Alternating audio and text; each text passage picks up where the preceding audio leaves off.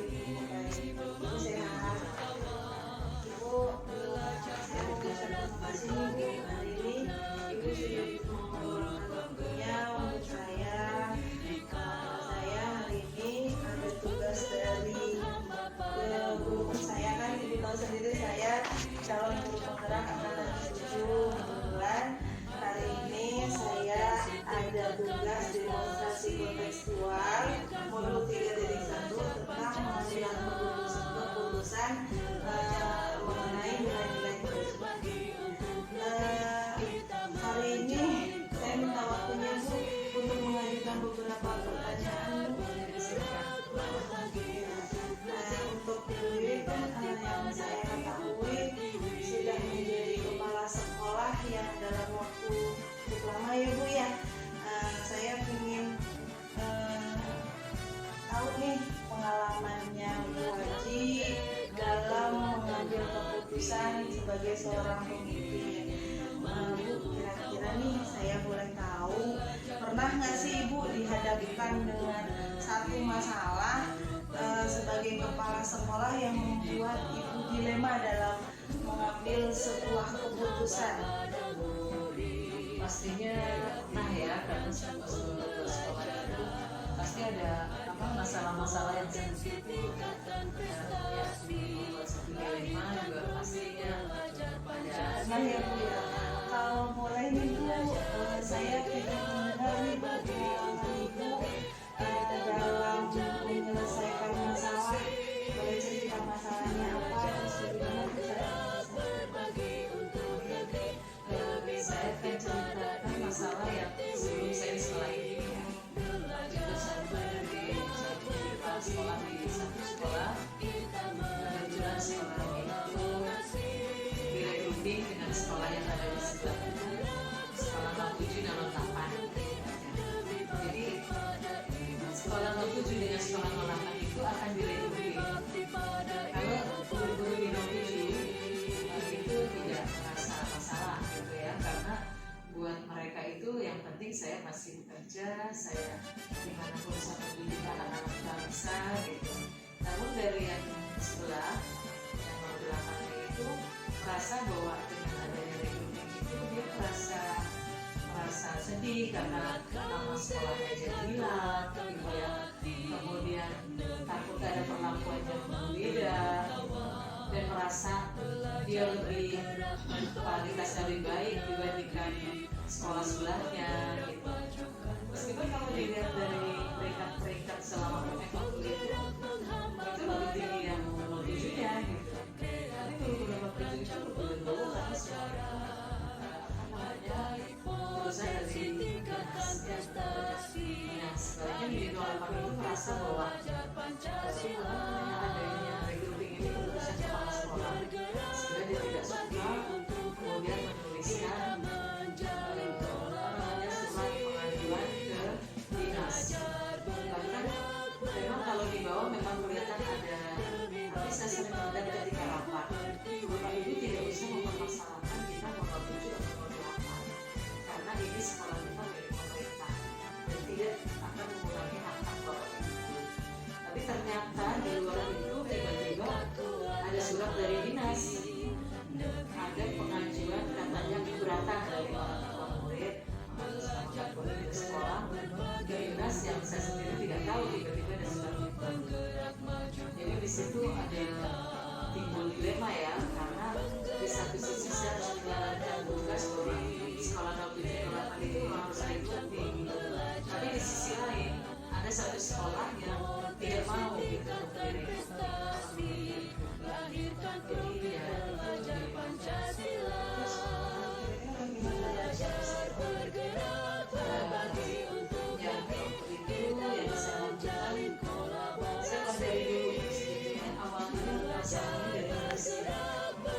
pas mereka tidak mau direkrut, ternyata ada beberapa yang saya temukan gitu ya. Pertama,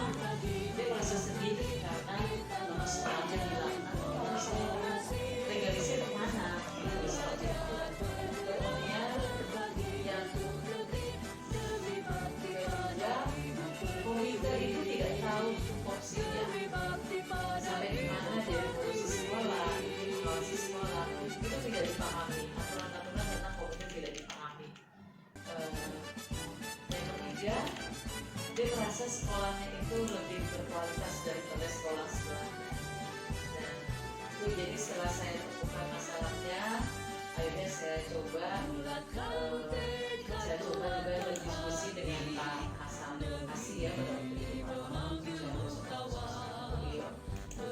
Tapi pertama saya lakukan itu saya memanggil komite karena yang melakukan pemilihan itu jadi saya panggil komitenya.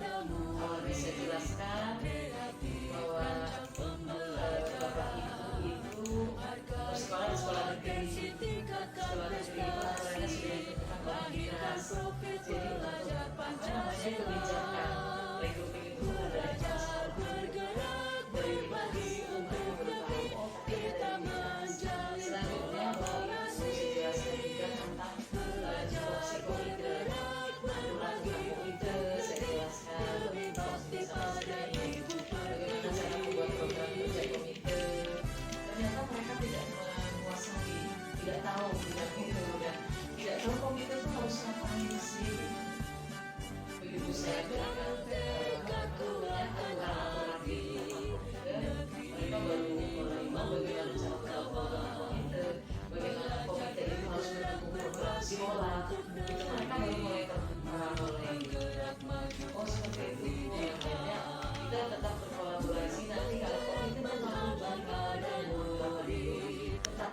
akan digabungkan untuk menjadi komite sekolah. Akhirnya mereka bisa melihat ilmu yang lebih luar biasa itu urusannya sama-sama baik mereka mengerti apa yang mereka hadapi gitu, apa yang harus apa sekolah itu harus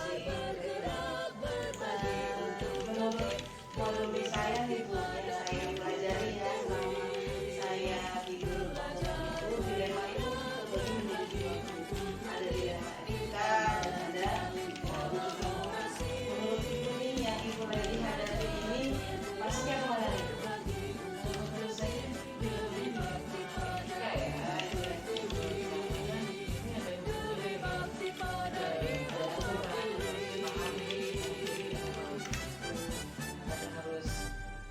Dilaksanakan tapi dia belum memahami sehingga dia tidak.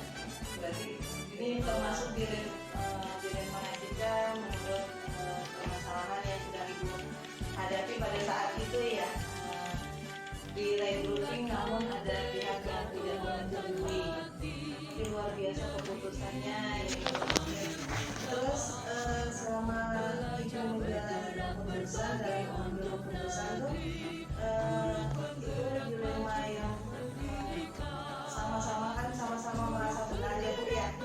Nah menurut ibu nih dalam dilema etika ini maksudnya itu dalam dilema etika yang mana ya, yang menurut saya pelajari ini itu dilema etika tempat yang pertama itu individu lawan kelompok, yang kedua kebenaran lawan kesekian, yang ketiga keadilan lawan kesetiaan, yang keempat itu jangka pendek lawan jangka menengah. Menurut ibu dari kasus atau permasalahan yang ibu hadapi itu maksudnya dilema etika yang mana?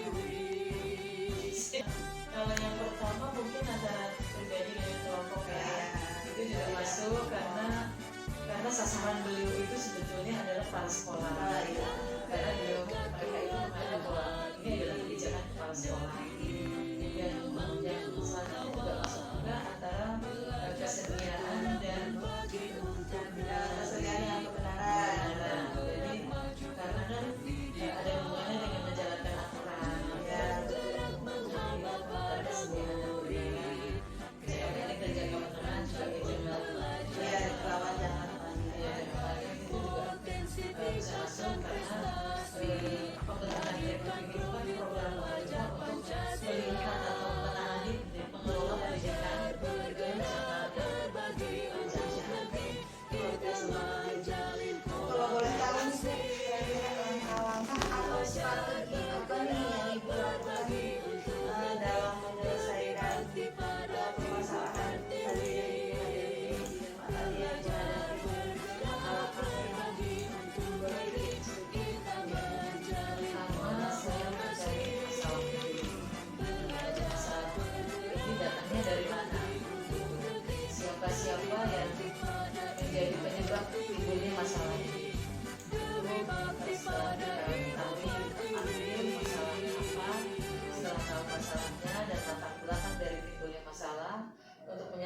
makanya juga kan kita perlu berkolaborasi ya, karena ada dinas di kecamatan ya, kita berkolaborasi dengan Pak Kasih ya, Pak Kasampel dari dinas kecamatan untuk penyelesaian masalahnya. Kemudian dari dinas yang menerima surat pun udah mengirimkan gitu ke saya keluhan-keluhannya. Jadi itu berarti kan kita juga ada kerjasama juga dengan dinas untuk penanganan masalah itu.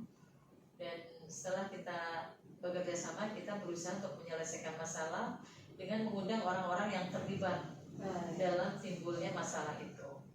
Setelah itu ya dibahas penyelesaian masalahnya dan diakhiri ya dengan kesimpulan dan diminta untuk komitmen ke depannya kerjasamanya itu saja. Adakah yang Ibu anggap efektif dalam pengambilan keputusan ini? Hal-hal yang Ibu anggap, oh ini hal yang efektif nih dalam mengambil keputusan gitu. Jadi lebih mengena ke agar mau ikut menerima. Kalau menurut saya ya, untuk pengambilan keputusan yang lebih efektif itu kita harus bijak gitu ya. Bijak antara dua yang kontra ini, kita harus sama-sama, dua-duanya tidak boleh ada yang dirugikan gitu ya. Jadi kita ambil dua-duanya, kita temukan gitu, tidak berat sebelah ya. Jadi sehingga penyelesaian masalah itu mudah-mudahan akan luar biasa banget. Jadi Ibu tidak memihak salah satu kepentingan, jadi dua-duanya gitu ya, mementingkan kedua belah pihak karena sama-sama benar mungkin ya Bu ya. Terus yang saya tanyakan kembali, apa sih tantangan yang Ibu hadapi nih dalam mengambil keputusan? Pasti kan ada tantangannya ya Bu ya gitu. Jadi apa sih tantangan Ibu kalau boleh tahu nih dalam mengambil keputusan itu? Ya, kalau tantangannya karena selama ini mungkin ada kesulitan-kesulitan yang Ibu hadapi dalam memberikan pengarahan atau memberikan masukan untuk. Ya, tantangannya sih untuk apa ya, masing-masing orang untuk menerima gitu ya, untuk menerima keputusan itu kan tantangan ya. Jadi bagaimana meyakinkan orang komite gitu untuk menerima keputusan dari dinas itu tantangannya itu. Jadi Mungkin pendekatannya Ibu ya, pendekatannya Ibu. Ini terus apa Ibu punya aturan tertentu atau jadwal tertentu gitu Bu dalam membentuk salah satu prosedur gitu dalam pengambilan keputusan yang Ibu buat gitu, mungkin mengatur jadwal apa gitu.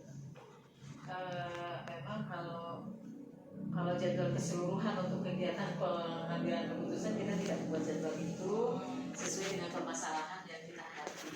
Tapi ketika kita menghadapi suatu masalah, tentu saja kita akan membuat jadwal step-step untuk penyelesaian masalah. Jadi kita buat jadwal kapan saya harus ketemu dengan stakeholder gitu, kapan kita harus melakukan pertemuan tatap muka untuk membahas masalah itu, menyelesaikan masalah itu gitu. Dan kapan juga kita harus melakukan kegiatan bersama sehingga timbulnya, karena sesuai dengan masalah tadi ya, dengan kegiatan bersama itu setelah terbaur saling memahami, kita membuat satu kegiatan bersama sehingga mereka langsung merasakan bahwa oh ternyata dengan adanya recruiting itu bukan hambatan untuk kemajuan. Luar biasa sekali ya Bu ya, berarti Ibu membuat step by stepnya gitu ya untuk membuat suatu keputusan tetap terjadwal gitu ya. Ada lagi Bu, ada nggak sih orang atau faktor-faktor yang mendukung Ibu untuk mengambil keputusan atau mempermudah Ibu untuk dalam mengambil keputusan? Ya pasti ada ya. Kita kan dalam penyelesaian masalah di sekolah kadang kita kan juga membutuhkan orang lain karena kepala sekolah itu kan bukan super power yang segalanya bisa dikerjakan sendiri gitu. Jadi tetap kita berkolaborasi juga dengan guru-guru senior yang sudah yang cukup lama lah di situ. kita perlu tahu sejarahnya, kemudian kita juga perlu berkolaborasi dengan dinas terkait gitu dalam penyelesaian masalahnya. Jadi jangan sampai ada masalah di bawah orang dinas itu tidak tahu gitu. Berarti tetap ya Bu ya berkolaborasi dengan lingkungan sekolah, terutama dinas-dinas terkait gitu ya Bu ya. Pertanyaan terakhir nih Bu, setelah pengambilan keputusan yang sudah Ibu ambil, permasalahan-permasalahan yang ada tadi tentang masalah penyatuan regrouping, yang akhirnya Ibu dapat menyelesaikan permasalahan itu dengan baik dan akhirnya semua dapat menerima keputusan yang ada. Kira-kira nih Bu, apa sih yang dapat Ibu petik gitu ketika Ibu sudah menyelesaikan permasalahan itu, Ibu sudah mengambil keputusan yang akhirnya semuanya dapat menerima dan dapat melaksanakan dengan komitmen yang sudah dijalankan gitu Bu? Menurut saya yang dapat saya petik dari kasus tersebut, ketika ada suatu kebijakan yang harus dilakukan, yang harus dijalani, itu harus ada sosialisasi dulu, sehingga orang tidak kaget tiba-tiba gitu. Jadi ada sosialisasi yang jelas, kemudian dalam pengambilan keputusan juga kita harus bijak gitu ya, tidak memihak salah satu. Itu sih yang pelajaran yang dapat saya petik dari kasus itu ya. Oh, jadi perlu ada pendekatan gitu. Ya, alhamdulillah banget nih Bu. Terima kasih banget pengalamannya Bu. Jadi pelajaran buat saya juga gitu. Berarti sebuah kebijakan itu memang harus disosialisasikan gitu ya. Memang harus ada pendekatan-pendekatan ke bawahan gitu ya Bu ya, teman-teman beserta rekan-rekan kerja gitu ya Bu ya. Alhamdulillah banget Bu, nih terima kasih Ibu sudah bersedia menjadi narasumber saya. Ibu sudah menyediakan waktunya dan meluangkan waktunya. Doakan juga mudah-mudahan nanti ketika saya ada permasalahan, mungkin bisa juga Ibu saya bisa sharing kembali dengan Ibu ya Bu ya. Selama masih bisa diskusi. Gitu ya Bu, saya ucapin makasih banyak atas waktunya. Saya mau kembali lagi ada pekerjaan. Terima kasih banyak ya Bu. Assalamualaikum.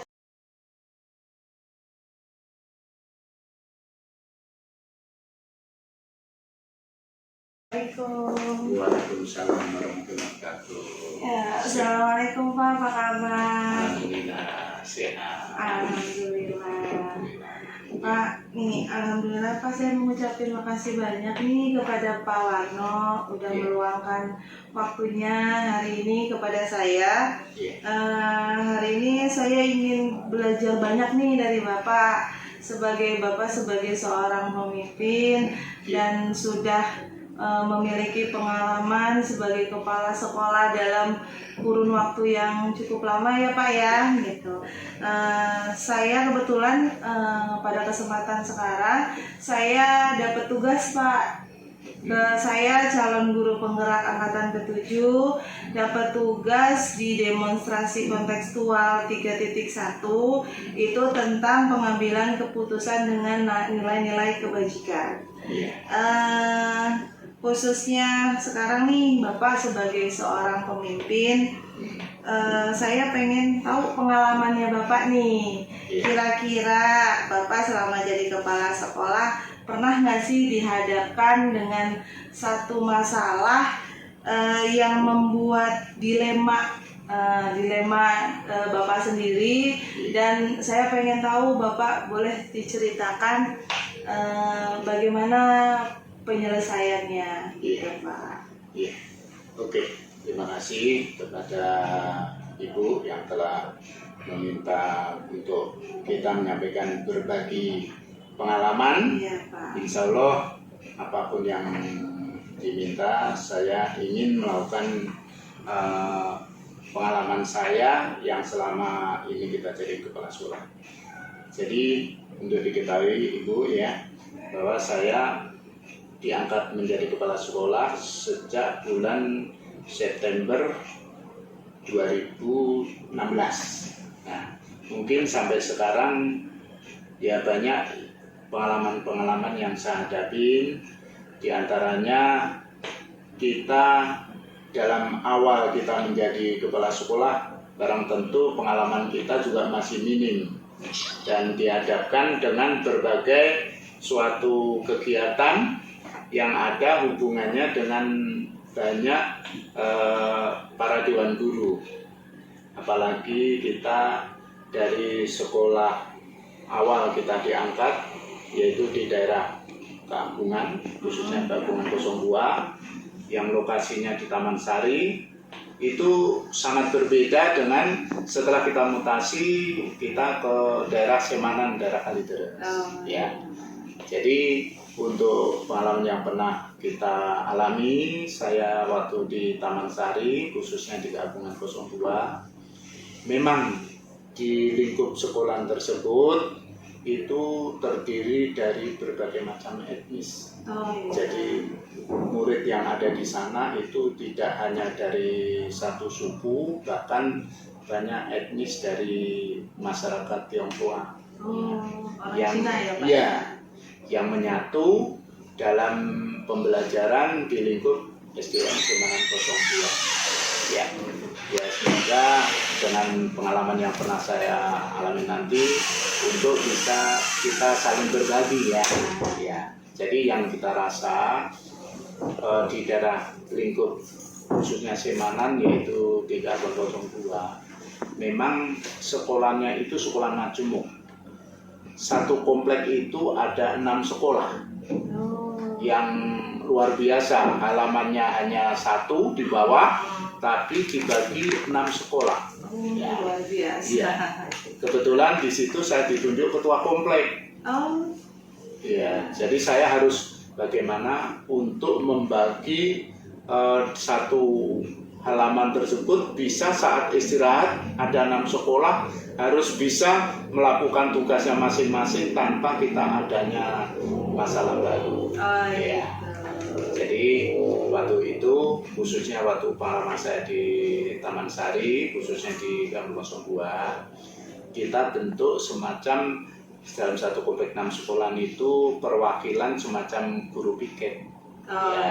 Guru piket. Jadi yang mengatur untuk kegiatan yang ada di pembelajaran itu dengan melalui waktunya yang sangat berbeda gitu. Misalnya 6 sekolah kita yang khususnya 02 mungkin untuk kegiatan olahraga.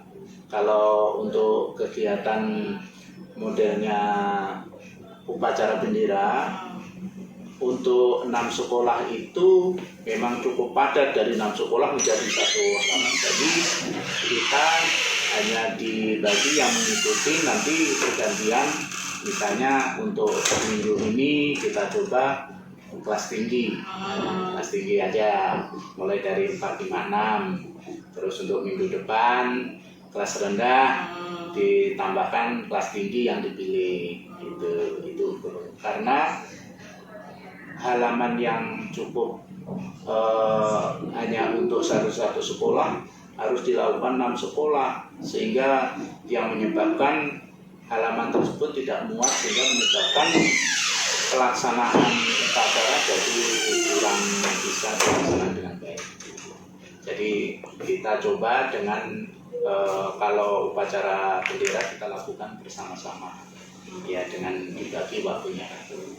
Kalau memang nggak dibagi seperti itu, kita tidak muat sehingga menyebabkan upacara tidak bisa dilakukan dengan maksimal.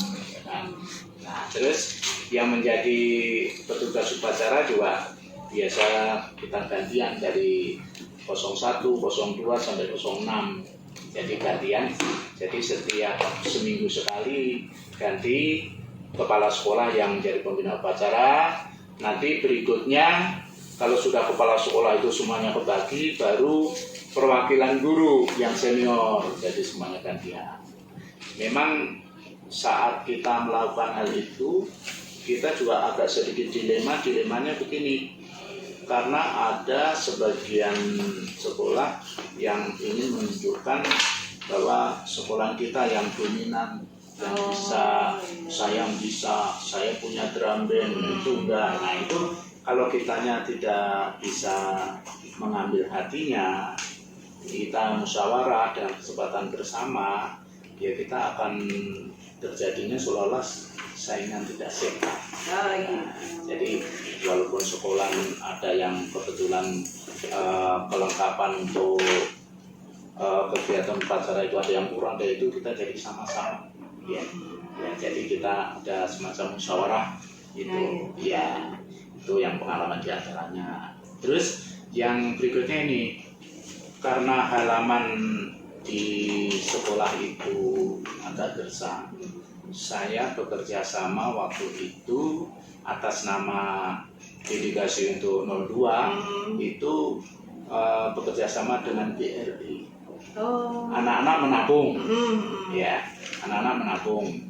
Dengan nanti petugas BRI datang dengan menggunakan mobil itu nanti, ya, dan mobil itu, sehingga anak-anak menabung, terus dibantu dari BRI itu untuk uang pangkal awal itu Rp5.000 setiap anak. Jadi itu kita gratis, dikasih kemudahan. Jadi anak-anak tinggal langsung udah dibikinin ATM, bikin itu. Nah, waktu itu dilemanya begini. Saat itu sekolah komplek, saya atas nama pribadi memohon untuk supaya kerjasama dengan BRI tersebut, kalau memang anak-anak itu bisa menabung secara keseluruhan, itu pihak BRI bisa memberikan semacam gersangnya sekolah itu bisa dibantu penghijauan, dibikin taman gitu. Jadi saya pandegani bahwa saya insya Allah bisa. Habis itu memang ada pihak sekolah yang tidak berkenan anaknya untuk nabung, itu dikhawatirkan ya, mungkin ada semacam penipuan, dikhawatirkan dimanipulasi oleh pihak-pihak tertentu, khawatir gitu, namanya kepala sekolah banyak. Setelah saya coba 02 itu bisa berhasil, terus di TL walaupun hanya baru sedikit, tapi nggak mungkin kalau sekolah ini hanya milik 02. Supaya bisa maksimal, saya adakan semacam musyawarah dengan kepala sekolah, 6 kepala sekolah itu kita ajak musyawarah. Memang waktu awal juga saya kendalanya apa? Ada kepala sekolah yang menantang, memang tidak terkenal karena menganggap saya tidak diajak kerjasama dengan pihak itu. Akhirnya kendala-kendala yang pernah saya alami itu, supaya tidak terjadi hal-hal yang tidak diinginkan, saya panggil pihak BRI untuk bertemu semua kepala sekolah. Jadi kita musyawarah. Kalau yang bicara itu dari saya, mungkin dikhawatirkannya itu hanya intermezzo untuk menyenangkan hati, kepentingan pribadi. Tapi setelah saya memanggil pihak yang dari BRI langsung, dijelaskan bahwa halaman yang akan dibantu untuk apa itu tentang kebersihannya juga, tentang penghijauan juga, akhirnya bisa maksimal. Jadi dengan kejelasan itu, akhirnya pihak kepala sekolah yang lain akhirnya ikut bergabung. Itu diantaranya. Luar biasa banget ya Pak pengalamannya. Jadi dari masalah yang tadi, dari 2 masalah gitu, masalah lapangan ya, terus yang merupakan dilema bagi Bapak dalam cara membaginya gitu, membagi bergiliran dari 6 sekolah harus memakai 1 halaman, serta kerjasama dengan pihak BRI untuk anak-anak bergabung, itu merupakan pengalaman yang luar biasa sekali ya Pak ya. Nah di sini Bapak mengambil keputusan untuk kebaikan bersama, jadi tidak merugikan satu sama lain. Nih menurut modul yang sudah saya pelajari nih Pak, dalam dilema etika itu terbagi dilema etika dan bujukan moral. Nah, dalam dilema etika itu ada 4.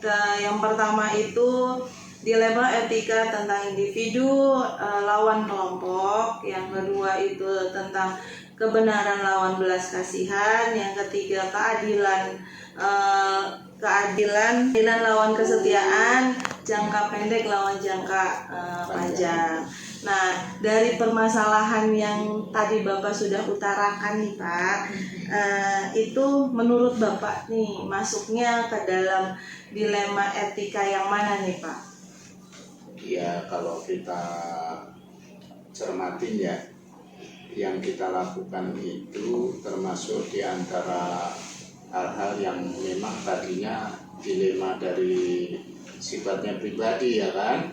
Ya, terus kita karena bukan atas nama pribadi untuk kebaikan lingkup, kebetulan di sekolah tersebut kan sekolahnya hanya satu komplek itu ya, 6 sekolah ada di situ, sehingga apapun yang kita lakukan untuk mengatasnamakan pihak sekolah, dan itu didukung juga sehingga saya dengan ibu kelurahan yang itu waktu itu Bu Supina namanya, sampai komunikasinya nyambung luar biasa. Kenapa?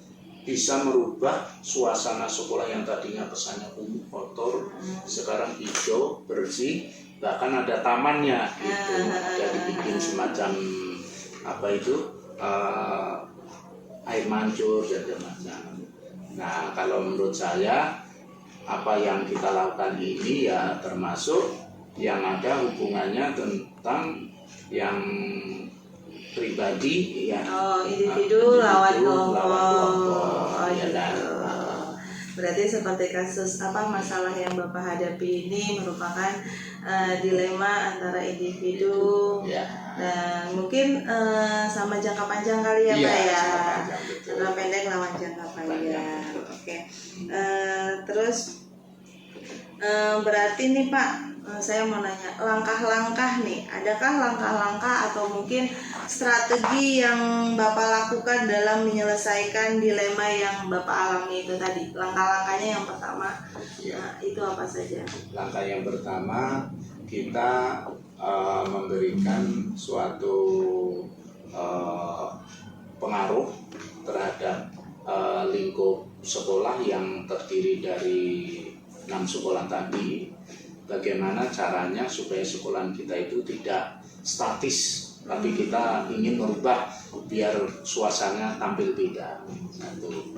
Terus yang berikutnya lagi, saya ingin bagaimana supaya perubahan itu tidak hanya semacam slogan biasa, tapi nyata di depan mata. Akhirnya saya panggil, kita semacam kumpul bersama bagaimana untuk mencari solusi yang terbaik agar sekolah kita itu tidak begini-begini aja, ada perubahan. Iya Pak, berarti selanjutnya nih Pak, ada nggak sih hal-hal yang efektif nih menurut Bapak, yang Bapak anggap efektif dalam pengambilan keputusan dalam masalah kasus yang tadi Bapak hadapi? Iya, sebenarnya agak yang dilematis kan begini. Ada juga di antara kepala sekolah itu memiliki karakter yang berbeda-beda ya kan. Ada yang sifatnya orangnya itu kalau bukan pendapat dari dia kurang begitu bisa untuk menerima, harus melalui itu. Tapi saya sudah menyampaikan ke teman-teman, apapun yang kita lakukan adalah untuk kebaikan kita bersama, sehingga teman-teman yang merasa dirinya itu tadinya merasa bahwa seolah-olah kok saya nggak dihargai itu, dengan adanya dipanggil oleh pihak yang dari BRI langsung, sehingga orang tersebut tanpa pengaruh dari saya biar mengerti menurut pandangan versinya dia. Kalau memang ada yang tidak jelas, ada narasumbernya langsung supaya tidak dibuat-buat oleh saya mengajar. Berarti langkah efektif yang menurut Bapak itu dengan cara memanggil Manggil dari langsung pihak sumbernya. narasumbernya langsung gitu, Ya, untuk menerangkan menjelaskan agar lebih jelas gitu. Nah, pertanyaan selanjutnya Pak, ada nggak sih tantangan yang Bapak hadapi dalam mengambil keputusan itu, yang merupakan dilema Bapak? Betul, tantangannya pasti ada, karena dalam saya ambil keputusan kan tidak semua sekolah itu yang kepala sekolahnya sependapat, ya kan? Selalu dia ingin idenya itu dari yang bersangkutan, ya kan, bukan dari saya. Tetapi apapun yang kita lakukan karena untuk kebersamaan, ya insya Allah jalan keluarnya ada. Makanya saya mengambil orang yang bisa mempengaruhi di antara para kepala sekolah yang ada di lingkungan itu, sehingga pihak narasumber dari sumbernya itulah yang menyebabkan permasalahan yang tadinya sulit untuk dipecahkan sehingga langsung bisa untuk dimengerti sama-sama. Nah, berarti tantangannya itu menyatukan menyatukan pemikiran antar kepala sekolah. Oke, nah sekarang saya pertanyaan lagi Pak, apakah Bapak memiliki sebuah aturan atau jadwal tertentu dalam menyelesaikan kasus dilema yang Bapak alami? Terus bagaimana menyelesaikan tempat atau memiliki bentuk prosedur seperti apa yang Bapak jalani? Gitu. Saya sebenarnya menjalankan tugas di kepala sekolah di awal kita menjadi kepala sekolah itu memang kita selalu waspada dengan adanya berbagai macam etnis yang ada di sana, yang orang tuanya juga karakter yang berbeda-beda dari berbagai macam suku. Memang saya ingin bagaimana walaupun kita lingkup baru di lingkup situ, tapi saya bisa menjalankan tugas dengan baik. Nah, saya tunjukkan dengan adanya semacam rapat bersama dengan orang tua murid yang notabene-nya dari orang yang berkarakter yang luar biasa, yang berbagai macam tadi. Saya ingin merangkul supaya bagaimana sekolah itu bisa diterima, bahwa kita walaupun yang memimpin bukan dari pribumi yang ada di situ.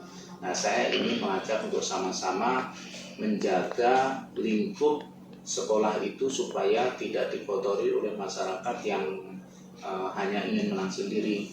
Contohnya, saya sama orang tua murid tersebut yang memiliki kepedulian tinggi, saya ajak bersama-sama untuk menjaga, karena halaman itu setelah selesai jam tugas anak-anak sama jam tugas sekolah itu suka malam dipakai main bola oleh lingkungan masyarakat setempat, karena di kota itu kan nggak ada tempat bermain bola, sehingga di situ sudah dibikin taman, dibikin itu kadang-kadang rusak karena banyak orang main dengan manjat pagar gitu. Sehingga saya ingin bersama-sama dengan lingkungan untuk membantu menjaga keamanan, karena sekolah yang kita lakukan untuk kebaikan itu kan sekolah milik kita bersama, sehingga orang tua kita bikin semacam jadwal untuk ini nih, untuk orang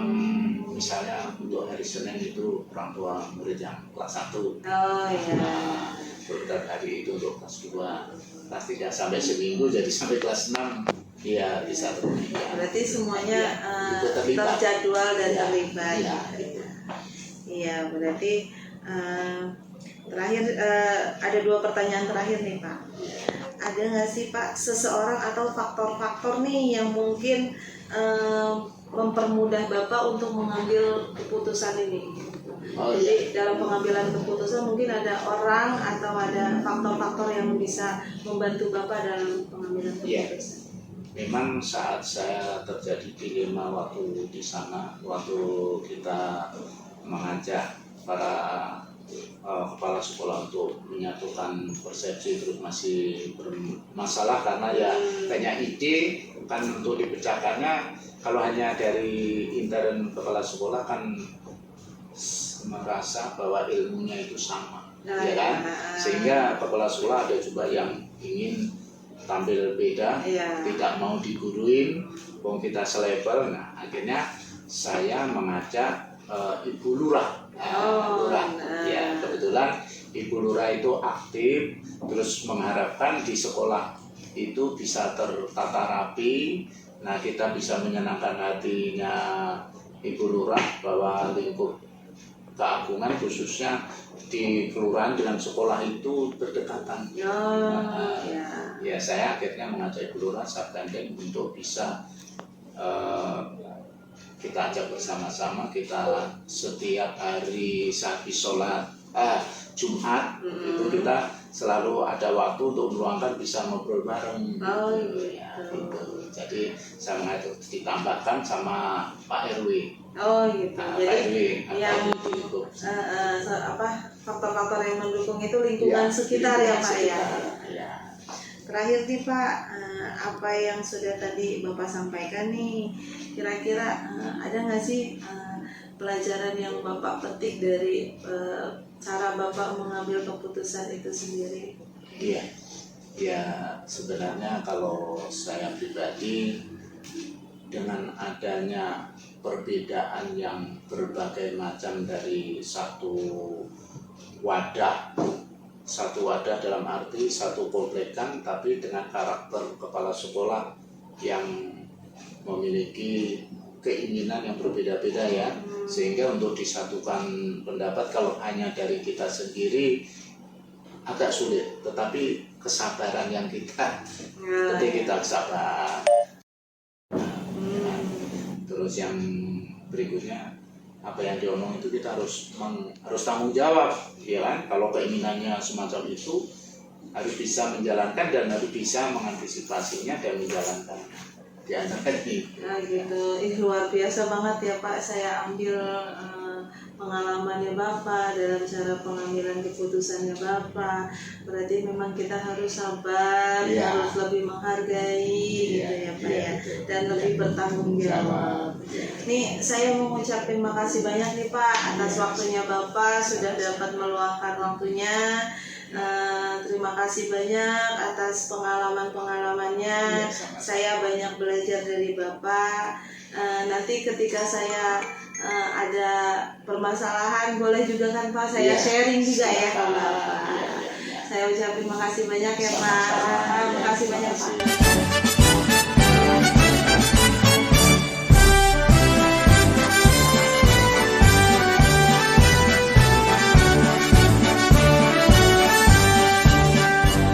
Bulatkan tekad, kuatkan hati, negeri ini memanggilmu kawan. Belajar bergerak berbagi untuk negeri, guru penggerak majukan pendidikan. Guru penggerak menghamba pada murid, kreatif rancang pembelajaran. Hargai potensi, tingkatkan prestasi, lahirkan profil pelajar Pancasila. Belajar bergerak berbagi untuk negeri, kita menjalin kolaborasi. Belajar bergerak berbagi untuk negeri, demi bakti pada Ibu Pertiwi.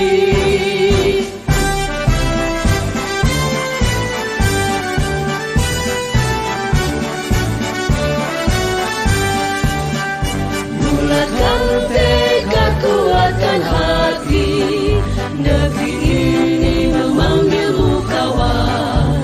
Belajar bergerak berbagi untuk negeri, guru penggerak majukan pendidikan. Guru penggerak menghamba pada murid, kreatif rancang pembelajaran.